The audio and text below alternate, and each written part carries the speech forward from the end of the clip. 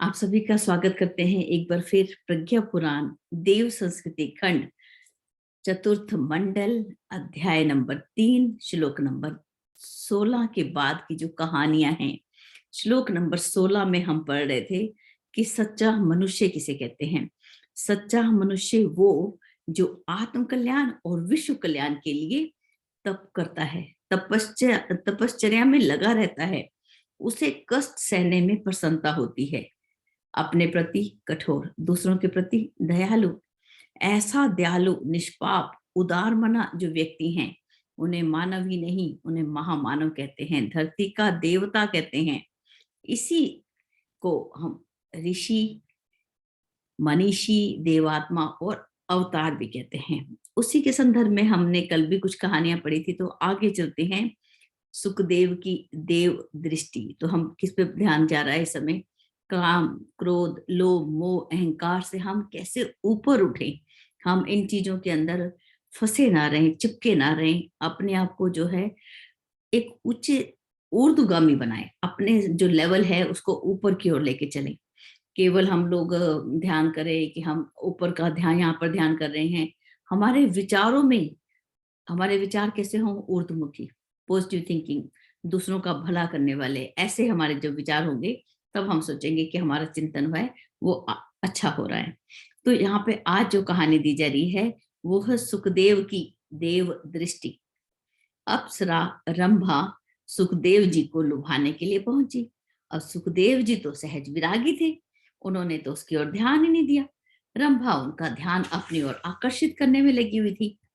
तो सुखदेव जी ने बोला, देवी आप मेरा ध्यान अपनी ओर क्यों आकर्षित करने का प्रयास कर रही हैं? रंभा ने कहा कि तुम्हें जीवन का ऐसा रस चखाने के लिए जो तुमने कभी नहीं चखा, इसीलिए तुम्हारा ध्यान अपनी ओर आकर्षित कर रही हूं। तो सुखदेव जी बोले कि देवी मैं तो उस सार्थक रस को पा चुका हूं, उस सार्थक रस को जिससे क्षण भर हटने से जीवन निरर्थक होने लगता है, कि जिससे जीवन अगर वो थोड़ी देर भी हट जाए तो लगता है कि जीवन मूल्यहीन होता जा रहा है। एक क्षण के लिए भी यदि परमात्मा का सेवन न किया जाए तो मनुष्य का जीवन निरर्थक होने लगता है। इसीलिए हे देवी, मैं तो उस रस को छोड़कर अपने जीवन को निरर्थक बनाना ही नहीं चाहता। कुछ और रस हो भी तो मुझे क्या, कि मुझे तो किसी और रस की तमन्ना ही नहीं है। मैं तो उस पूर्ण आनंद के साथ, उस परम ब्रह्म के साथ मैं पूरी तरह से जुड़ा हुआ हूं।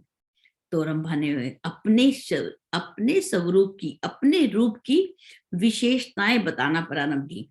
सुखदेव ने सुना और बोले कि अरे देवी, आज मुझे पहली बार पता चला कि स्त्री का शरीर, नारी का शरीर इतना सुंदर और इतना सुगंधित होता है।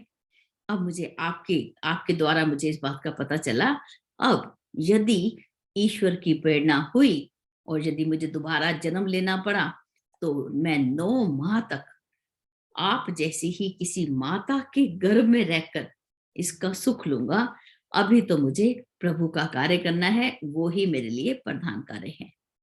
अब देखिए जो अंतिम लाइन, सहज विरागी सुखदेव ने नारी के जो शरीर है, नारी शरीर की निंदा नहीं की, लेकिन उसको किस प्रकार से, उनको जो आदर सम्मान के साथ, कि यदि मुझे पूर्ण दोबारा जन्म लेना पड़ा तो मैं आप जैसी माता के गर्भ में रहकर, जो उसकी नारी का जो शरीर है जो इतना सुंदर है, जिसकी सुगंध इतनी मधुर है, उसका मैं आनंद कहाँ से लूंगा? उसके गर्भ में रहकर अपने नया जन्म लूंगा जब मैं।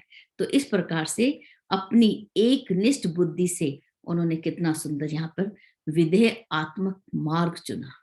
कितना सुंदर उत्तर दिया उन्होंने कि यदि मुझे वापस जन्म लेना पड़ा तो आपके ही, आप जैसी किसी माँ के गर्भ में मैं आऊंगा और तब मैं सुगंध लूंगा नारी के शरीर की। चलिए, मेरे लिए बस एक। अब देखिए, पंढरपुर के विठल मंदिर में भक्तों की एक लंबी सी कतार लगी हुई थी। लोग स्तुति प्रणाम करते, भेंट चढ़ाते आगे बढ़ते जाते थे। और लक्ष्मी जी बोली भगवान से कि इतने भक्त इतनी उमंग से आ रहे हैं आपके मंदिर में और आप चुपचाप बैठे हो, उदास बैठे हो, उत्साह ही नहीं दिखाई दे रहा भगवान। तो भगवान बोले कि मैंने इन सब लोगों के अंदर दृष्टि डालकर देख लिया है, यहाँ पर जितने भी लोग आए हैं अपने अपने स्वार्थ के लिए आए हैं, मेरे लिए कोई नहीं आया है। जो मेरे लिए आता है उसे देखकर मेरी आंखें द्रवित और पुलकित हो जाती हैं। और लक्ष्मी जी उदास होने लगी कि क्या ऐसा कोई भी नहीं आया जो हमारे पास आया हो। भगवान बोले, हाँ एक है, संत तुकाराम, लेकिन वो बीमार हैं, इस समय वो चलकर मंदिर तक नहीं आ सकते और चारपाई पर अपनी अपनी चारपाई पर दर्शन के लिए व्याकुल पड़ा है। तो लक्ष्मी जी की उदासी हटी और वो बोली, तो चलिए ना, हम ही उन्हें दर्शन दे आए। मंदिर में मूर्ति के आगे दर्शन करने वालों की भीड़ लग रही थी और भगवान कहाँ थे? संत तुकाराम की पलंग के सामने खड़े उसको दर्शन दे रहे थे, मुस्कुरा रहे थे। बहुत ही सुंदर उदाहरण कि भगवान किसको ढूंढता है, जो उसका सहयोगी है, जो उसको ही पाना चाहता है, उसी की ओर देख रहे हैं। चलते हैं अगली एक और कहानी की ओर। सच्ची भगवत साधना। सेवा धर्म के समर्पित साधक जिस भी कार्य में स्वयं को नियोजित करते हैं, सेवा धर्म के अंदर जो भी साधक जिस भी कार्य में अपने आप को नियोजित करते हैं, चाहे वो कार्य कितना भी छोटा क्यों ना हो, उसको किस प्रकार से करते हैं? पूजा उपासना मानकर ही उसको करते हैं।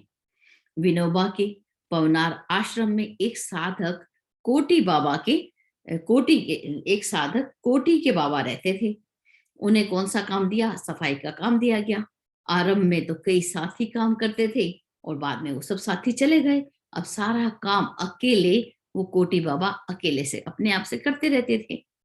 विनोबा भावे जब जेल से छूटकर वापस आए तो आकर उन्होंने कोटी बाबा से पूछा कि आपका काम कैसे चल रहा है। तो उन्होंने उत्तर दिया कि जब मेरे साथ साथी थे और हम मिलजुल कर काम करते थे, तब तो ऐसा लगता था कि हम सत्संग कर रहे हैं। काम कैसा लगता था? जैसे हम सत्संग कर रहे हैं।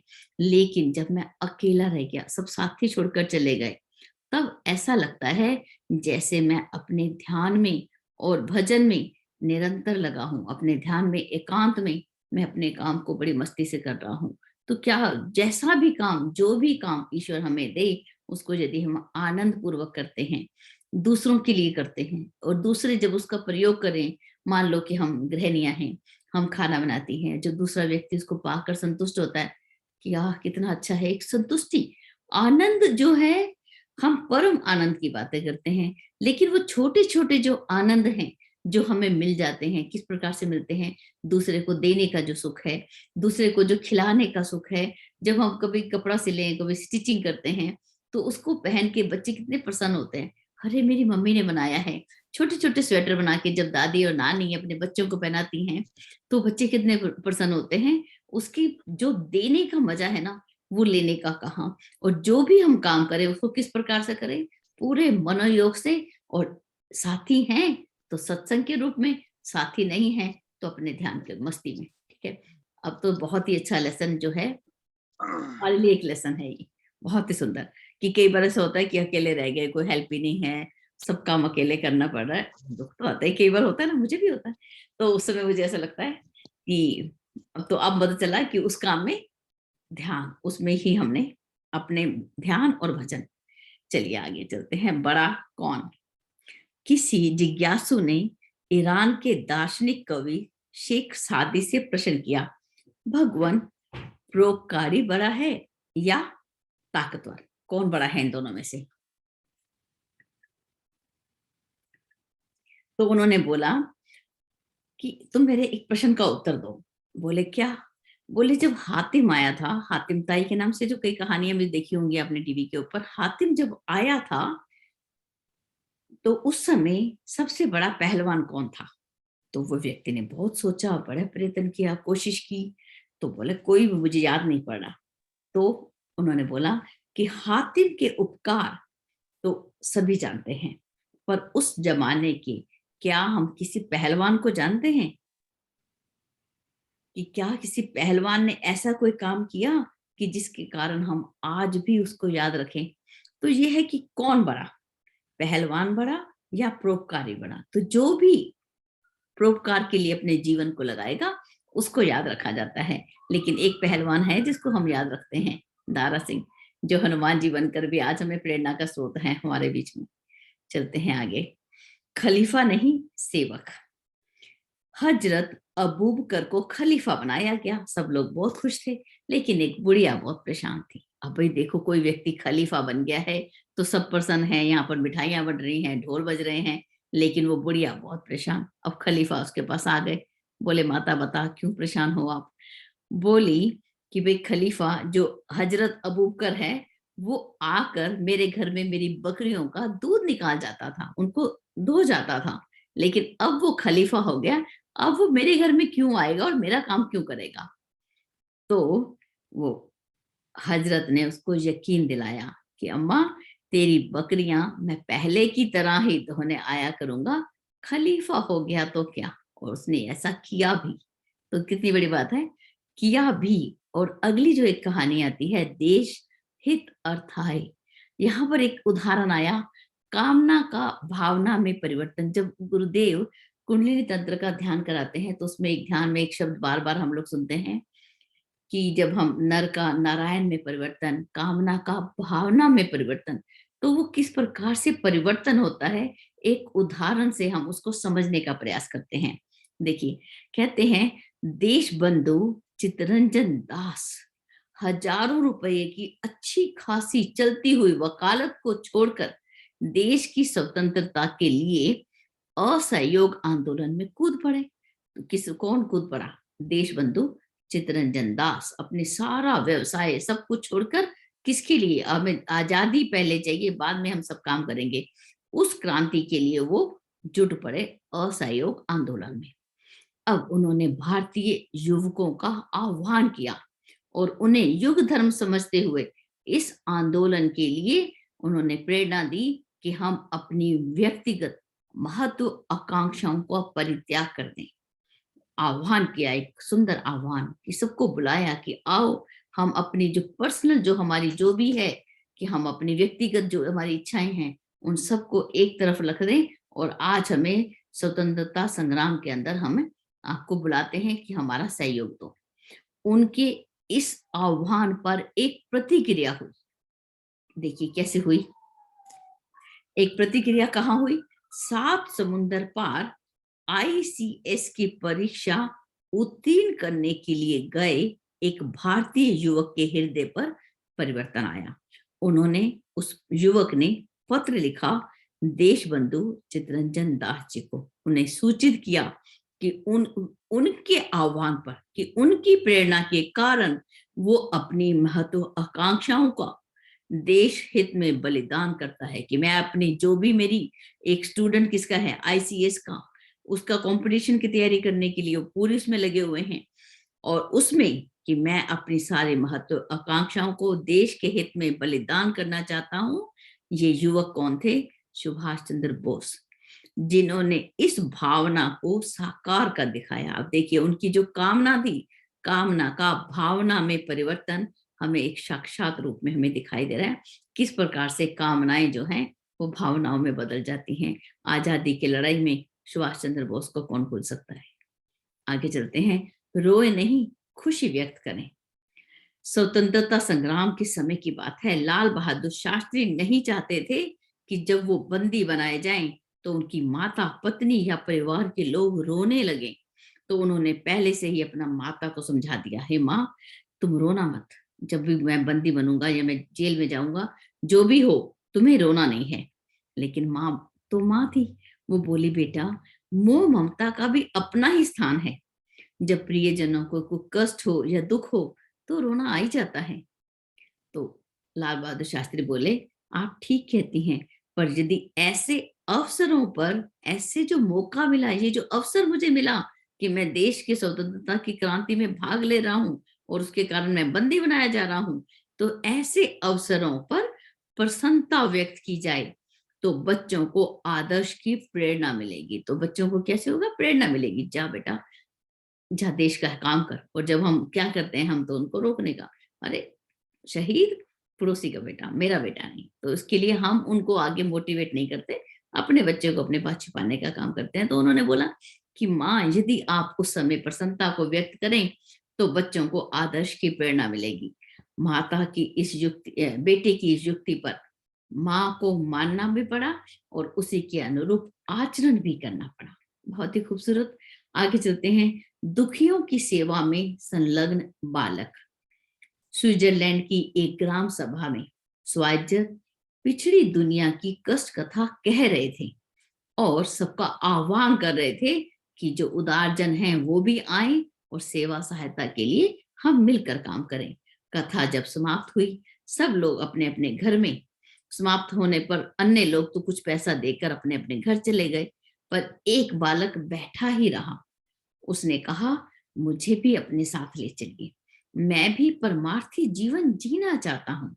स्वाइजर ने उसके सिर पर हाथ फिराया और कहा कि अभी तुम बहुत छोटे हो, थोड़ी आयु बढ़ने दो, अपने संकल्पों को पक्का करो और योग्यता बढ़ाओ। जब भी हम लोक सेवा के लिए जब तैयार हों, जब भी हम परमार्थी जीवन जीने के लिए तैयार हों, तो अपनी योग्यताओं को हमें बढ़ा ही लेना चाहिए। मुझे बड़ी प्रसन्नता होगी यदि तुम परमार्थ प्रायण जीवन जी सको। लड़के ने निश्चय कर लिया। वह शिक्षा की पूर्णता और आयु की परिपक्वता की प्रतीक्षा करने लगा। संकल्प को उसने दृढ़ रखा, याद रखा बड़े होने पर भी, और उनका नाम था थियोडोर वाइजर। वह दक्षिण अमेरिका के दास समाज की सेवा करने लगे। पेरू में उन्होंने अपना छोटा आश्रम बनाया। वहां के लोग उन्हें यातुल पाता कहते थे। ना केवल चिकित्सा के द्वारा न केवल चिकित्सा के द्वारा बल्कि शिक्षा द्वारा और उनका मनोबल बढ़ाने के प्रयासों में भी वो निरंतर लगा रहा। पिछड़े लोगों जैसा ही अपना जीवन जिया, कम खर्च में ही अपने जीवन को उन्होंने जिया। तो कितना सुंदर कि दुखियों की सेवा में भी लगा हुआ एक छोटा सा बालक जिसने अपने निश्चय को दृढ़ रखा और उसी अनुरूप अपने जीवन को भी जिया। आगे चलते हैं। एक छोटी सी उदाहरण है। संत की दृष्टि कैसी होती है, जैसे एक चिकित्सक की होती है। इस कहानी को हम कई बार पहले भी पढ़ चुके हैं। साइमन नाम का एक धर्मात्मा जब ईसा मसीह के पास पहुंचे और ठहरे, तो वहां पर एक वेश्या उनके पास आई और अपने पापों का प्रायश्चित कराने के लिए वो ईसा के सम्मुख रोने भी लगी। ईसा साइमन को सांत्वना देकर पहले उस वेश्या के घर गए और उससे बुराई छुड़ाकर सभ्य नागरिकों के रहने के लिए उन्होंने उसको प्रतिज्ञा कराई। जब वो लौटे तब शिष्यों ने पूछा कि आप वहां क्यों गए थे? तो उन्होंने बोला कि डॉक्टर की, एक चिकित्सक की जरूरत कहाँ होती है? स्वस्थ मनुष्य की अपेक्षा रोगी को, जहां पर समाज रोगी है वहीं पर सबसे ज्यादा जरूरत होती है। आगे है एक और उदाहरण, अंगिरा का नामकरण। महर्षि अंगिरा का जन्म ब्रह्मा जी द्वारा सृष्टि यज्ञ करते समय उत्पन्न ऊर्जा से हुआ। अब महर्षि अंगिरा का जन्म कब हुआ? देखिए, जब ब्रह्मा जी सृष्टि का यज्ञ कर रहे थे, सृष्टि को उत्पन्न कर रहे थे, उस समय जो ऊर्जा उत्पन्न हुई, उस समय उनका जन्म हुआ, महर्षि अंगिरा का। उनके गुण कैसे थे? उनके गुण भी यज्ञ अग्नि जैसे, जैसे यज्ञ की अग्नि होती है वैसे ही ऊर्ध्वमुखी। कैसे थे? ऊपर की ओर उठे हुए। समीपवर्ती को अपने जैसा बना लेना, सबको अपने जैसा आत्मसात कर लेना, ऐसा उनका गुण था। और जो हाथ में आए उसको वायु भूत बनाकर लुटा देना, ऐसे सद्गुण थे। कितना गहरा मीनिंग है, और हम इसको ऊपर से नहीं पढ़े, समझदारी से। कि अग्नि, अग्नि के गुण हमने बहुत सारे देखे कि अग्नि, अग्निम ईले पुरोहित, ठीक है। जो अग्नि जो है वो पुरोहित के रूप में माना गया। और अग्नि कैसी होती है? हमेशा ही ऊपर की ओर उठती है। उसको हम कितना भी दबा क्यों ना दें, कोई भी जो है वो अगर दबाएंगे भी तो साइड से निकल के आ जाएगी, उस साइड से भी ऊपर की ओर उठने लगी जाएगी। तो ऊर्ध्वगामी उसका स्वभाव है, ऊर्ध्वमुखी उसका स्वभाव है। और दूसरा, जो भी ईंधन की तरह, जो भी आसपास जो उसके अंदर आता है, उसका स्वरूप भी वो अग्निमय बना देता है, सेम यज्ञ की अग्नि जैसा। और यज्ञ में जब हम जो भी हम सामग्री डालते हैं, जो भी हम घी डालते हैं, तो उसको कैसे होता है? उसको सूक्ष्मीकरण करके उसको वायुभूत करा देना, सब तक पहुंचा देना, उसके गुणों को अपने तक नहीं रखना, सबको बांट देना। ऐसा गुण किसका था? महर्षि अंगिरा के। ऐसे सद्गुण थे यज्ञ की अग्नि जैसे। गुणों के आधार पर ही उनका नाम अंगिरा रखा गया।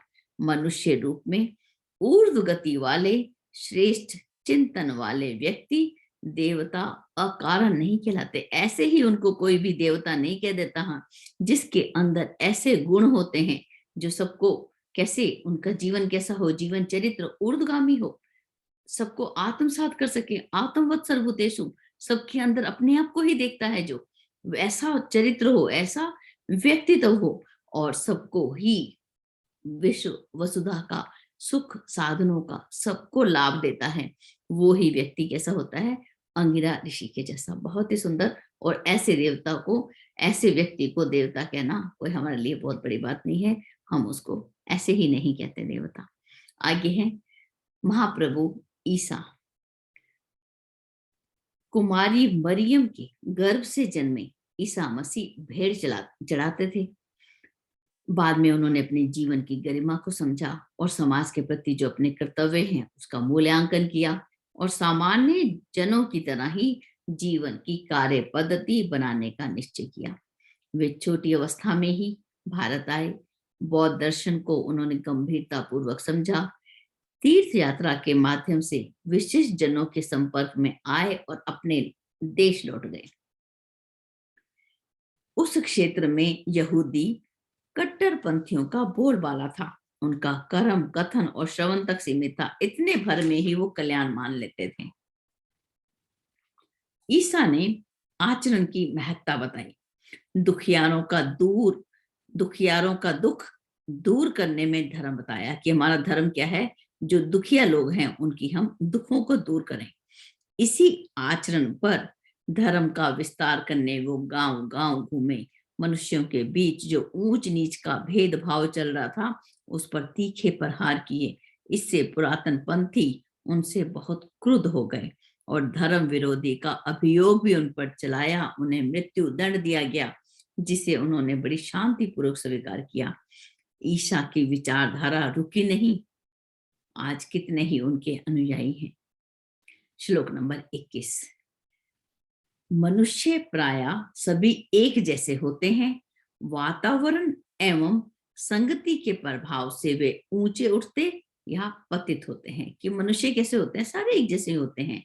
जैसे वातावरण का प्रभाव आता है, संगति का प्रभाव आता है, उसी के अनुरूप वे जीवन में ऊंचे उठते हैं या नीचे गिरते हैं। श्लोक नंबर 22। वापस आते हैं शिक्षा और विद्या के ऊपर। विद्या ही मनुष्य की सुसंस्कारिता को गरिमा प्रदान करती है। कि मनुष्य की बड़ा सुसंस्कारी, उसकी गरिमा, मनुष्य की गरिमा कौन दे रहा है? विद्या ही देती है। और उसी आधार पर व्यक्ति तथा समाज को श्रेय सौभाग्य का सुयोग्य प्राप्त होता है, जो मानव मात्र का लक्ष्य है। अतः निश्चित रूप से विद्या एक श्रेष्ठ धन है, वह मानव मात्र का सौभाग्य स्वरूप है। अब देखिए, इसको दोबारा पढ़ लेते हैं एक बार। विद्या ही मनुष्य को विद्या ही मनुष्य की सुसंस्कारिता को गरिमा प्रदान करती है। तो मनुष्य की सुसंस्कारिता को गरिमा कौन प्रदान करता है? विद्या। और उसी आधार पर, विद्या के आधार पर ही व्यक्ति तथा समाज का श्रेय सौभाग्य का सुयोग प्राप्त होता है। यदि वो विद्याहीन है तो क्या उसको ऐसा श्रेय मिलेगा, ऐसा सौभाग्य मिलेगा? नहीं। यही मानव मात्र का लक्ष्य है। अतः निश्चित रूप से विद्या एक श्रेष्ठ धन है, वह मानव मात्र का सौभाग्य स्वरूप है। तो हमारे पास अभी 2 मिनट हैं, तो जल्दी से हम इसकी व्याख्या को पढ़ लेते हैं।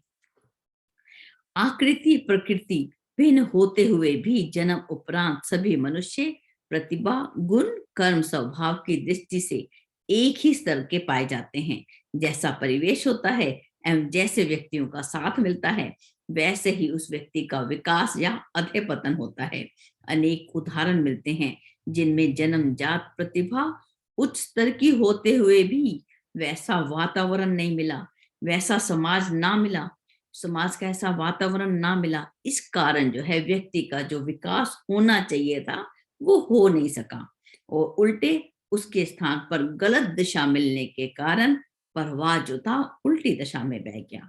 और इसके विपरीत हम उदाहरण देखें जिनमें सही संस्कार मिलते रहने की सतत व्यवस्था रही, सत्संगति बनी, वातावरण श्रेष्ठ हुआ, उन व्यक्तियों ने श्रेष्ठ व्यक्ति, वो लोग कैसे बने? श्रेष्ठ व्यक्ति बने और श्रेष्ठ व्यक्तियों का निर्माण हुआ। और जबकि उनकी, अब यहाँ पर दो बातें बताएगी कि कई बार ऐसा होता है कि जन्म तो बहुत उच्च जाति में हुआ, जैसे हम रावण का बोल देते हैं, पुलस्त्य के वंश में, वहां पर उनका जन्म हुआ, लेकिन वातावरण की प्रॉब्लम रही होगी, कुछ तो ऐसा रहा कि जो उनका जो है पतन हुआ।